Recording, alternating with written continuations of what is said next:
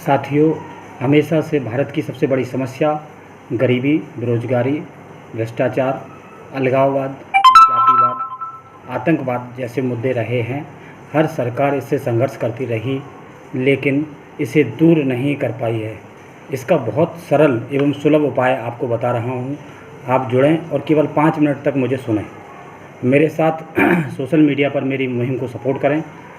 आप जानते हैं कि इस समय देश में 38 लाख करोड़ कैश मुद्रा प्रचलन में है। यह किसी न किसी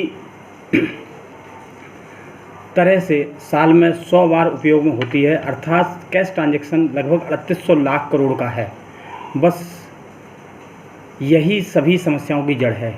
यदि सरकार 5000 से ऊपर का कैश ट्रांजैक्शन बंद कर दे और 100 रुपये से अधिक की मुद्रा प्रचलन से हटा दे, तो यह घटकर लगभग 20 लाख करोड़ पर आ जाएगी।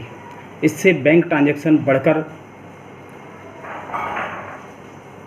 5800 लाख करोड़ हो जाएगा और सरकार इस पर 2% ट्रांजैक्शन टैक्स लगा दे, तो सरकार को लगभग 116 लाख करोड़ रुपए टैक्स प्राप्त होगा। इसके बाद सरकार एक्सपोर्ट इंपोर्ट ड्यूटी को छोड़कर देश में सभी प्रकार के टैक्स समाप्त कर दे, क्योंकि इस समय इनकम टैक्स, जीएसटी, इससे एक तरफ तो नौकरी पेशा वर्ग परेशान है, दूसरी तरफ व्यापारी वर्ग भी परेशान है, युवा परेशान है क्योंकि उसको रोज़गार नहीं मिल रहा है। अभी वर्तमान में यदि बात करें तो देश को कुल मिलाकर 50 लाख करोड़ रुपए टैक्स प्राप्त हो रहा है। इससे सरकार के पास दुगनी राशि टैक्स के तौर पर प्राप्त हो जाएगी। इसके अलावा कैश ट्रांजैक्शन बंद होने से आतंकवाद बंद हो जाएगा। 5000 से ऊपर कैश ट्रांजैक्शन नहीं कर सकेंगे, इससे भ्रष्टाचार बंद हो जाएगा। इसके अलावा जो सरकार के पास अतिरिक्त पैसा आ रहा है, तो सरकार को बाहरी देशों से जो उधार लेना पड़ रहा है अपने खर्च विकास योजनाओं के लिए, वो भी नहीं करना पड़ेगा।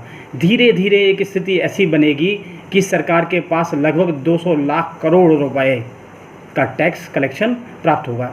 दूसरी ओर जब सभी तरह के टैक्स ख़त्म कर दिए जाएंगे, तो जनता को राहत मिलेगी, व्यापारियों को राहत मिलेगी, चीज़ें सस्ती होंगी।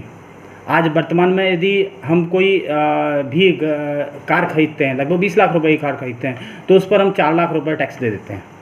यदि सिर्फ एक टैक्स होगा, कौन सा टैक्स? कैश ट्रांजैक्शन टैक्स, तो 20 लाख का 2% कितना होगा? सिर्फ 40,000 रुपये। मतलब लगभग आप 3,60,000 रुपये तो एक कार में ही बचा पाएंगे, डीजल पर, पेट्रोल पर। मतलब स्थिति ये है कि आज यदि मैं 1 लाख रुपए कमाता हूँ महीने का, तो मुझ पर 45,000 रुपये सिर्फ टैक्स है। मैं 45,000 रुपये टैक्स के तौर पे देता हूँ, कभी इनकम टैक्स के तौर पे देता हूँ, कभी रोड टैक्स के तौर पे देता हूँ, कभी पेट्रोल टैक्स के तौर पे देता हूँ, कभी जीएसटी के तौर पे देता हूँ। मतलब मेरी इनकम का लगभग आधा पैसा जो है वो सरकार मुझसे छीन ले रही है। लेकिन यदि ट्रांजैक्शन शुल्क सिर्फ 2% हो, वो भी बैंकिंग पर, हम कैश ट्रांजैक्शन 5000 से ज़्यादा नहीं करेंगे। 5000 से कम मतलब हमारे रूटीन के खर्चे में कोई दिक्कत नहीं है।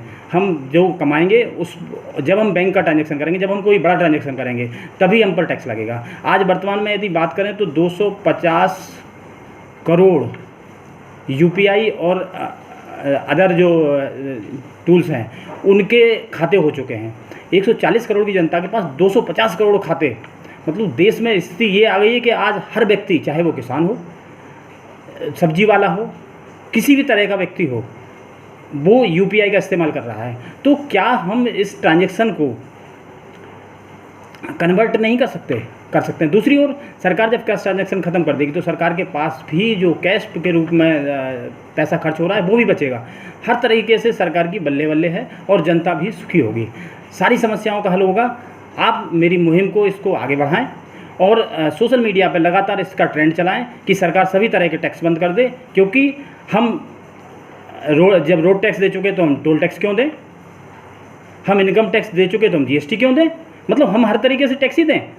सरकार सिर्फ ट्रांजैक्शन टैक्स लगाए, ताकि जो बड़े लोग हैं, जो बहुत ज़्यादा ट्रांजैक्शन, बड़े ट्रांजैक्शन करते हैं, करोड़ों में ट्रांजैक्शन करते हैं, उनसे सरकार को लाभ हो। और इससे सबसे बड़ा फ़ायदा ये होगा कि सरकार जो सिर्फ 6% लोगों से टैक्स लेती है, फिर सरकार 96% लोगों से टैक्स ले पाएगी। और 96% लोगों का जब सहयोग सरकार को होगा तो सरकार के पास विकास योजनाओं के लिए भी पैसा होगा, सरकार के पास अंतर्राष्ट्रीय दबाव नहीं होगा और सरकार की स्थिति बहुत मजबूत होगी। धन्यवाद।